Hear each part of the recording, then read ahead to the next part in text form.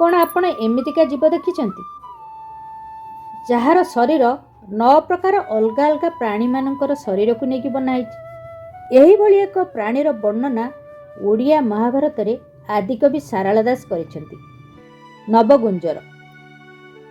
ଯେତେବେଳେ ପାଣ୍ଡବମାନେ ବନବାସରେ ଥିଲେ ସେତେବେଳେ ଅର୍ଜୁନ ତପସ୍ୟା କରୁଥିଲେ। ତାଙ୍କୁ ଏମିତିକା ଏକ ଅଦ୍ଭୁତ ପ୍ରାଣୀ ଦେଖିବାକୁ ମିଳିଲା ଯାହାର ମୁଣ୍ଡ କୁକୁଡ଼ା ମୁଣ୍ଡ ପରି ମୁକୁଟ ଥିଲା, ମୟୂରର ଗ୍ରୀବା ଥିଲା, ବୃଷଭର ଚୂଳ, ସିଂହର କଟି, ଗାଈର ଶରୀର, ଲାଞ୍ଜ, ସର୍ପର 3ଟି ପାଦ ଥିଲା, ଗୋଟେ ହେଉଛି ହାତୀର, ଆଉ ଗୋଟେ ବାଘର, ଆଉ ଗୋଟେ ଅଶ୍ୱର।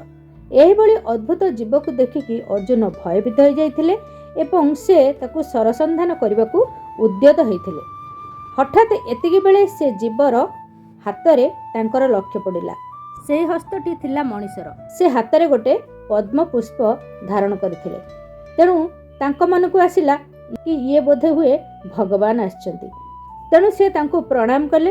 ଯେତେବେଳେ ସେ ତାଙ୍କୁ ପ୍ରଣାମ କରିଛନ୍ତି, ଭଗବାନ ତାଙ୍କର ପ୍ରକୃତ ସ୍ୱରୂପକୁ ଆସିଲେ ଏବଂ ସେ ତାଙ୍କର ଏହି ରୂପ ବିଷୟରେ ତାଙ୍କୁ ବୁଝାଇଲେ। ଇଏ ତାଙ୍କର ବିଶ୍ୱରୂପ ପରି ଆଉ ଗୋଟିଏ ରୂପ ଥିଲା। ଏହି ରୂପର ଅର୍ଥ ହେଉଛି ବିବିଧତା ମଧ୍ୟରେ ଏକତା।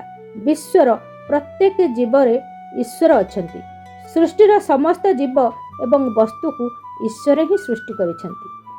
ଶ୍ରୀମନ୍ଦିର ନୀଳଚକ୍ରରେ ମଧ୍ୟ ଏହିଭଳି 8ଟି ନବଗୁଞ୍ଜର ଆକୃତି ରହିଛି। ଏ କଥା କ'ଣ ଆପଣ ଆଗରୁ ଜାଣିଥିଲେ?